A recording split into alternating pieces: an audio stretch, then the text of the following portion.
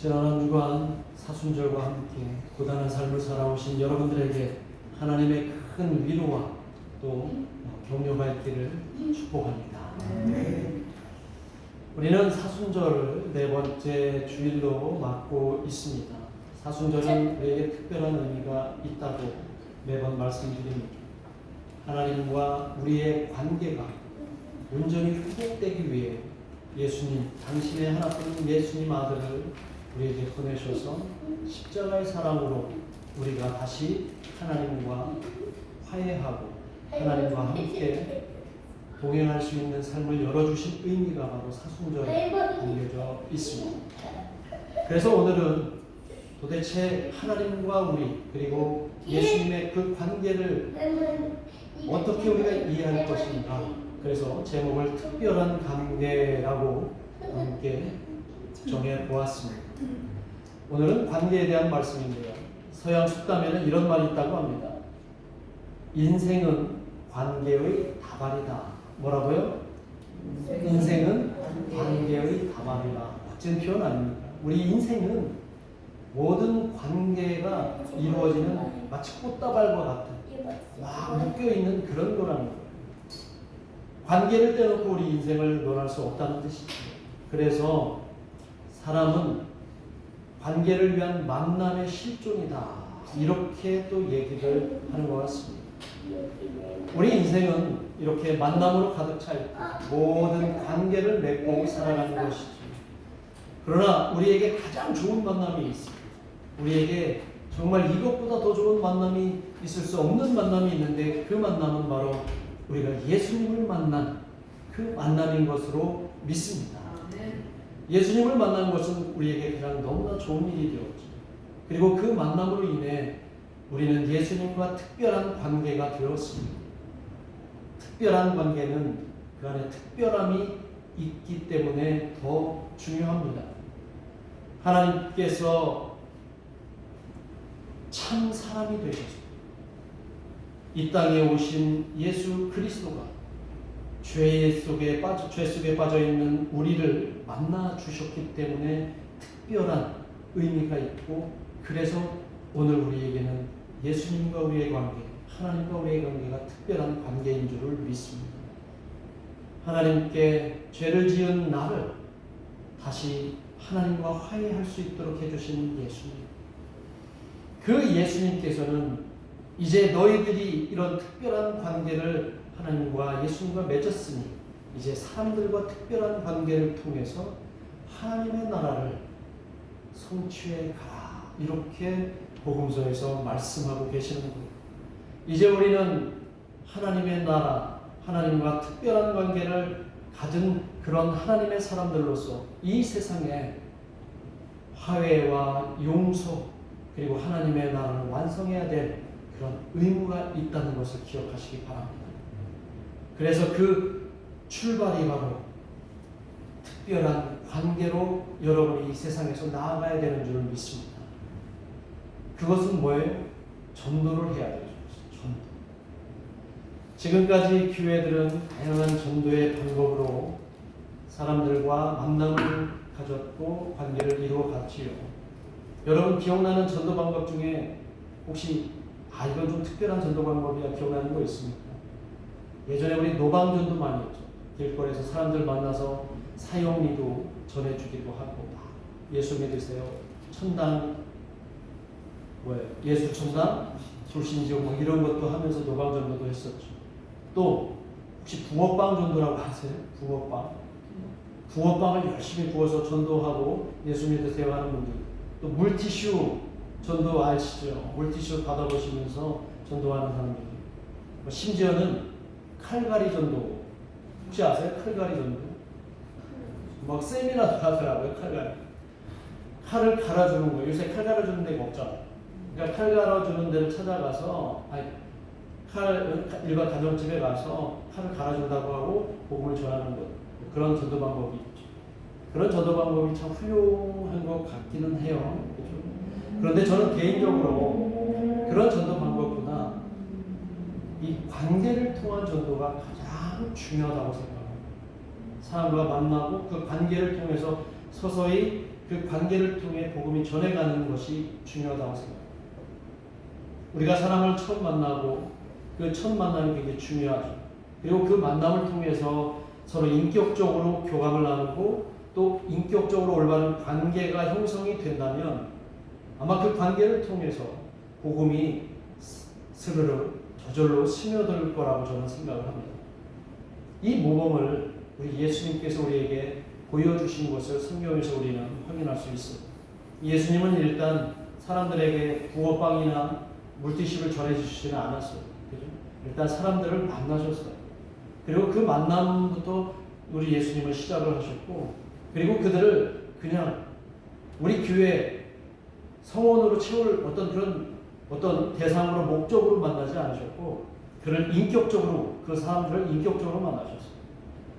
그들을 인격적으로 만나셔서 그들의 삶을 먼저 공감해 주셨습니다. 가난한 사람들에게는 예수님 스스로가 가난해지셨고, 아픈 사람에게는 예수님이 친히 아파주셨어요. 그리고 지위가 높은 사람들은 예수님이 수준을 높여서 그 지위에 높은 사람에 맞춰서 그와 인격적으로 만남을 가지셨어요. 그리고 관계를 시작하셨기 때문에 그 관계로 그들에게 복음이 저절로 스며들었던 것 같습니다.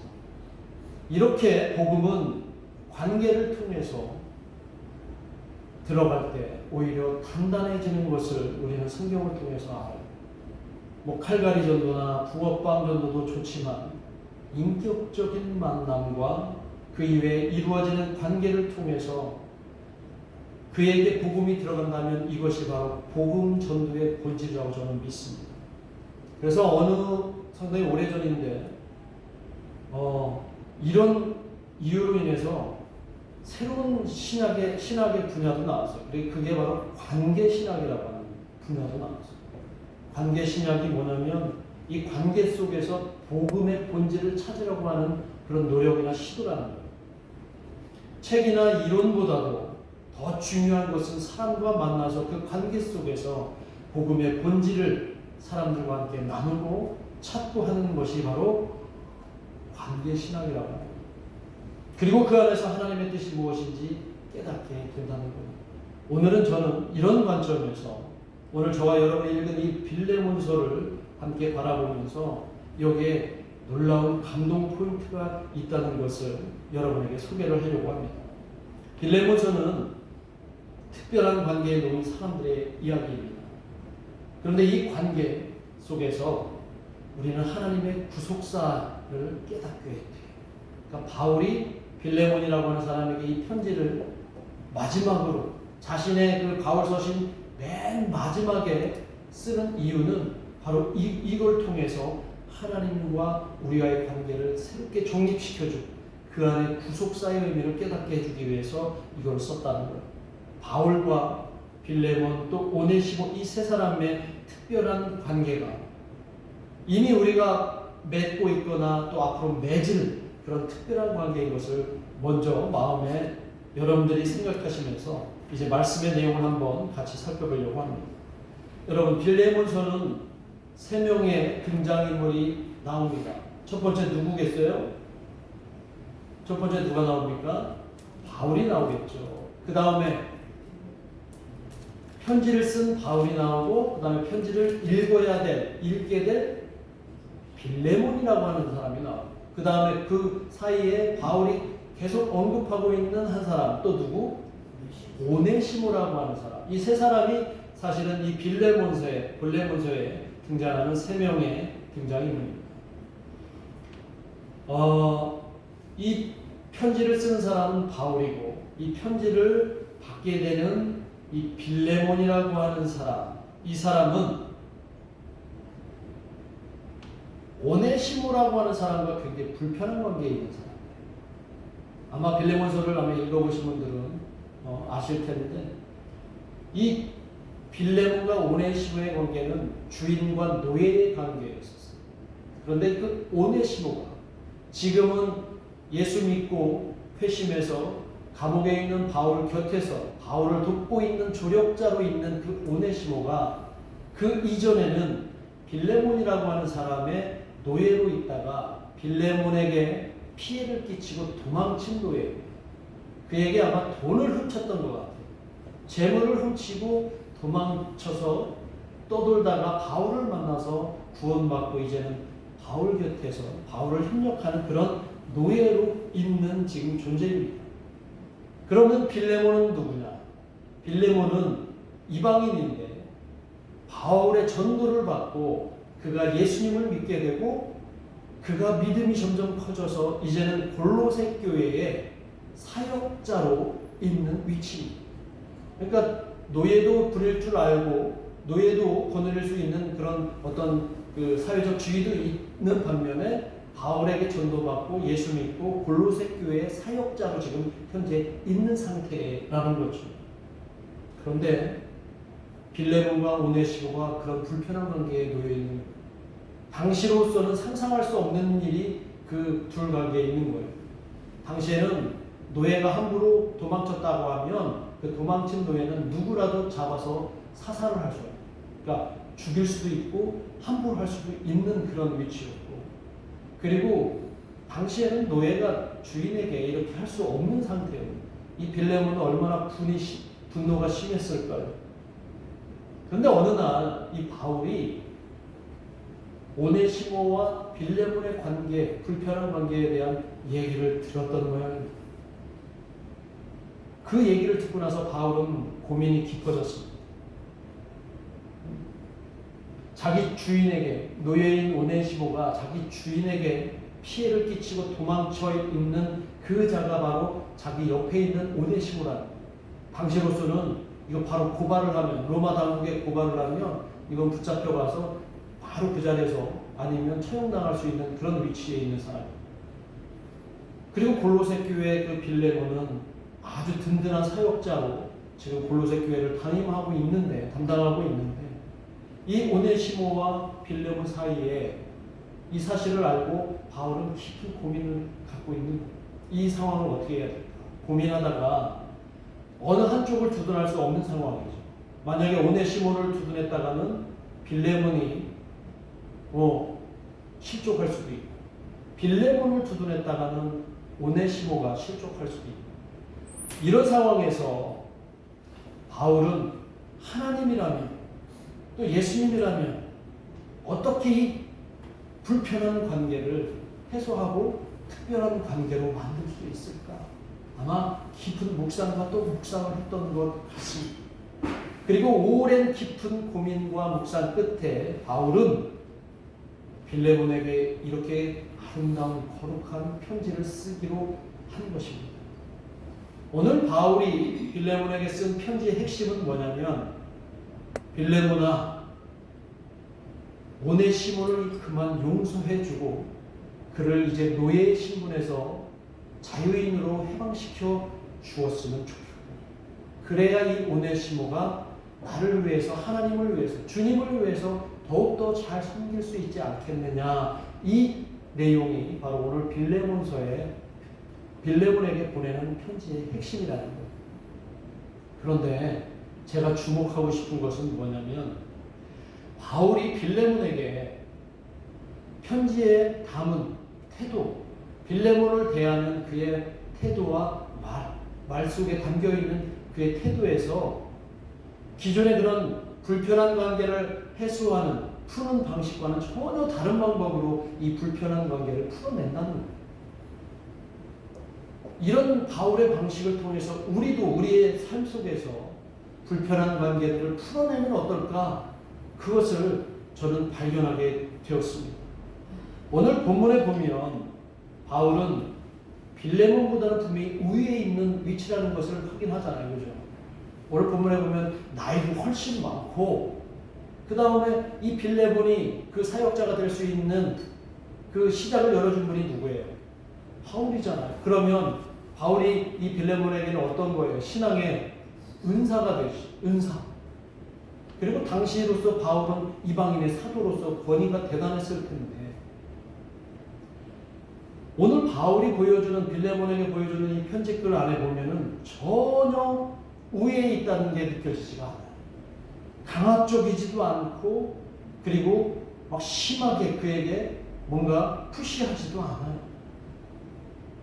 오늘 본문에 분명히 바울이 빌레몬에게 명령해도 되는 그런 관계인데도 불구하고 그렇게 하지 않는 것을 8절에서 우리는 느낄 수 있습니다. 이 8절 본문을 통해서 바울이 지금 얼마나 신중하게 부드럽게 사랑을 담아서 얘기하는지를 알게 되는데요. 한번 같이 읽어볼까요? 시작. 이러므로 내가 그리스도 안에서 아주 담대하게 내게 마땅한 일로 명할 수도 있으나 라고 얘기해요. 본문에 보면 내가 담대하게라고 하는 건 아주 내가 세게 강하게 이게 마땅한 내가 말을 너는 마땅히 들어야 될 것으로 내가 명령할 수도 있지만 이라고 얘기를 하면서 전혀 강압적이지 않은 어투로 이어서 말을 합니다. 오히려 바울은 사랑을 담아서 조심스레 빌레몬에게 부탁을 합니다. 9절 말씀 보면 9절 말씀 전반부에 사랑을 인하여 도리어 간구하노니 이렇게 씁니다. 이 문자나 글은 무미건조하죠. 감정을 느낄 수가 없잖아요. 그러나 그 상황을 이해한다 보면 바울은 빌레몬에게 함부로라는 표현은 그렇고 좀 강하게 명령할 수도 있는 그런 위치인데도 오늘 바울은 뭐라고 얘기하냐면 사랑을 인하여 우리 서로 사랑하는 관계이지 않느냐 그러면서 그래서 내가 너에게 조심스럽게 지금 부탁한다 이렇게 말하는 거예요. 오늘날이야 강압적으로 얘기하는 거 되게 불편하죠. 세게 얘기하는 거 불편하지만 당시로서는 그냥 명령하면 들어야 되는 그런 시대적인 상황이 있어요. 2000년 전이에요. 사랑이 근간이 되는 말과 행동을 지금 바울이 보여주기 때문에 그걸 통해서 상대를 빌레몬을 움직일 수 있다고 바울은 생각한 겁니다. 요즘 부모님들의 사랑을 아주 많이 받고 자란 아이들이 이 부모님들의 강압적인 태도를 불편하게 여깁니까? 당연하게 여깁니까? 불편하게 여기죠. 부모님들이 조금 세게 얘기하면 우리 혜연이나 성현이 부모님 되시는 우리 두 분도 좀 세게 얘기하면 어때요? 애들이 반응이 거부감이 있고 막 그렇잖아요. 아마 그것은 사랑이 이 아이들에게 배어있기 때문이라는 생각이에요. 무슨 말인지 알겠어요?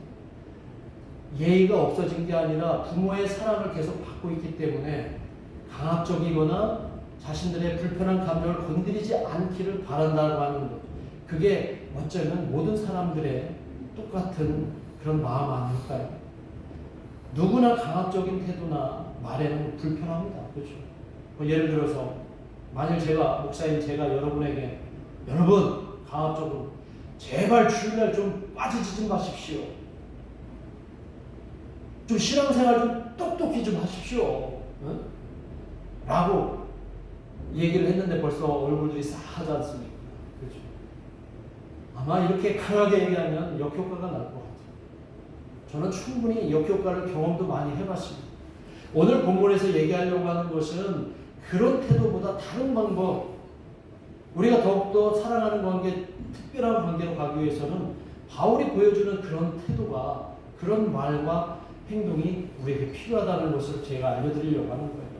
바울은 그걸 알았기 때문에 강압적으로 얘기하면 당장 효과는 있겠지만 그게 진정으로 그 둘 관계가 특별한 관계로 확대될 수 있을까, 확장될 수 있을까, 그것을 아마 깨달았던 것 같아요. 예전에 제가 집에 있는데 뭐가 먹고 싶더라고요. 음식이 뭐 먹고 싶어서 제 아내한테 여보 좀 먹고 싶으니까 해 이렇게 얘기하지는 않고 갑자기 그래서 내가 지난번에 당신이 해준 거 먹어봤는데 식당에서 먹는 것보다 훨씬 맛있더라고. 어떻게 이렇게 맛있게 잘해? 너무 맛있어, 너무 맛있어. 근데 지금 내가 굉장히 먹고 싶네. 이렇게 얘기를 했더니 갑자기 얼굴이 막 순간적으로 바뀌더니 귀찮다는 듯이 주방에 가서 막 하더라고요. 제가 강압적으로 하지는 않았잖아요. 그렇죠? 그래도 뭔가 부담감을 가지고 아내가 그걸 하는 거를 보면서 제 말투 속에 애정이 깔려 있으면 받는 사람도 선한 부담으로 기꺼이 응해주는 것을 저는 발견하면서 바울이 지금 빌레몬에게 이런 방법으로 그에게 간청하고 있는 아주 중요한 문제입니다. 지금 빌레몬의 상황은 어떤 상황이에요? 이놈의 새끼, 죄송합니다. 이놈이 이 오네시몬이 돌아오기만 해봐라. 나 당장에 너를 그 관에다 그냥 넘겨갖고 당장 어떻게 하리라. 이런 마음, 불편한 마음이 있겠어요? 없겠어요? 있잖아요. 노예가 주인을 배신하고 도망쳤는. 그런데 그런 마음을 잘 알고 있는 바울이 강압적으로 얘기하면 불 타는데 기름을 붓는 격이 더 될 수도 있을 거라는 생각이 들어요. 오히려 바울은 정반대로 이야기를 하고 있는 거 아닌가 싶어요. 그래서 오늘 14절에 보세요. 그가 얼마나 신중하고 얼마나 조심스럽게 빌레몬에게 얘기하는지 한번 보세요. 14절 한번 같이 읽어보겠습니다. 시작. 다만 내 승낙이 없이는 내가 아무것도 하기를 원하지 아니하노니 이는 너의 선한 일이 억지같이 되지 아니하고 자의로 되게 하려 함이라. 어때요? 제가 제 아내에게 부탁했던 그런 뉘앙스하고 좀 비슷하지 않아요? 그죠? 지금 빌레몬 너의 승낙 없이 네가 허락하지 않으면 난 안 할 거야. 아무것도 안 해. 그러나 만약에 네가 승낙한다면 네가 얼마나 선한 일을 하고 있는지 너 스스로가 얼마나 놀랍고 은혜로운 일을 하는지 너는 알게 될 거야 라고 얘기를 하고 있는 거예요. 이 중요한 사안의 결정권이 바울 나 자신에게 있지 않고 오직 누구에게만 있다는 거예요? 상대방인 빌레몬 너에게만 있다 라고 얘기를 해주는 겁니다. 이게 얼마나 상대방을 존중하는 태도입니까? 아까도 말씀드렸지만 바울은 야 네가 오네시모를 이제 자유인으로 만들어주고 이제 용서하고 하나님의 품으로 받아들여 이렇게 얘기할 수도 있어요? 없어요? 있는데 바울은 그렇게 얘기하지 않고 있다는 거예요. 왜? 이게 맞다고 생각을 하기 때문에.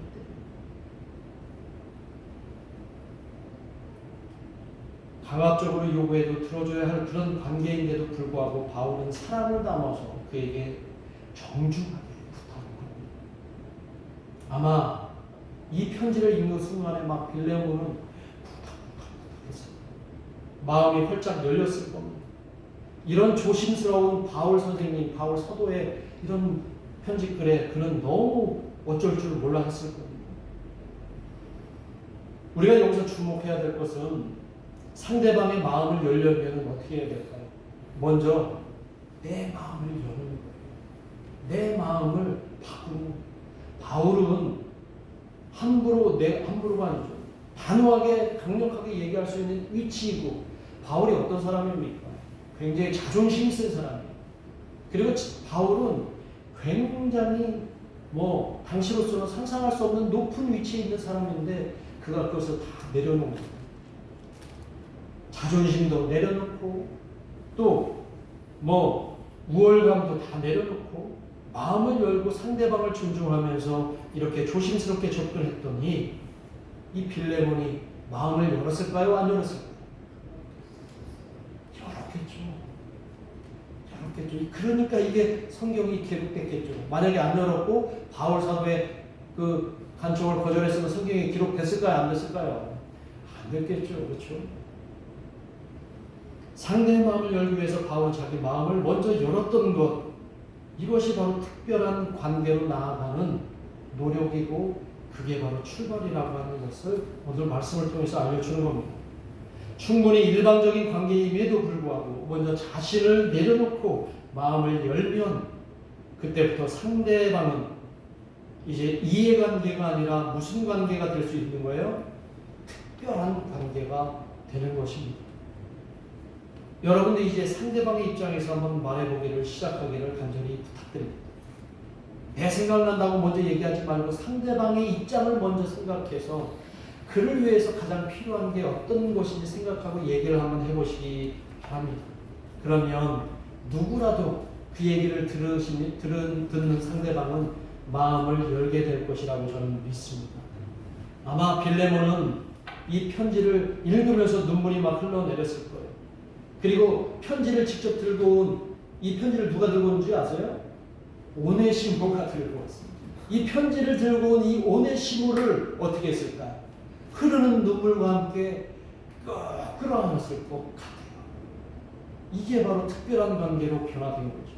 그리고 용서와 화해의 눈물로 서로 울고 사랑하는 그런 그들이 되었을 것 같습니다. 그동안 자신에게 큰 피해를 입히고 도망친 오네시모에 대한 그 심한 분노는 눈이 녹듯이 사라지고 이제 그를 안아줄 수 있는 특별한 관계로 나아가게 되는 것이죠.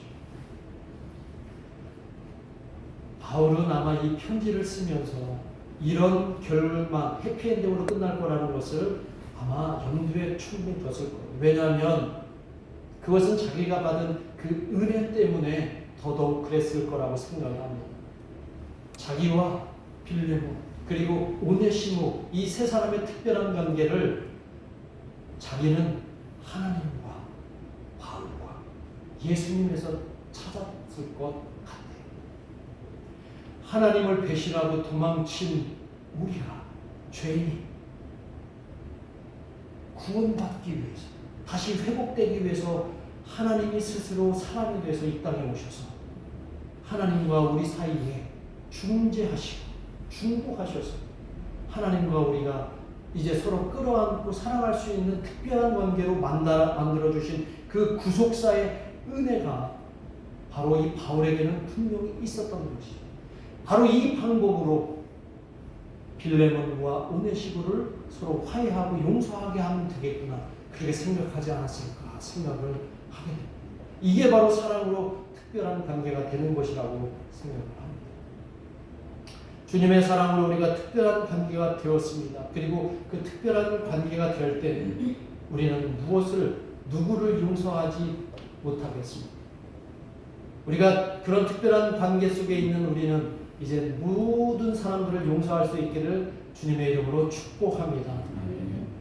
바울의 강압이나 또는 빌레몬의 채찍이나 벌이 이런 특별한 관계, 사랑의 관계를 만드는 게 아니라 사랑과 용서로 그 특별한 관계가 만들어진다는 것을 기억하시기를 바랍니다.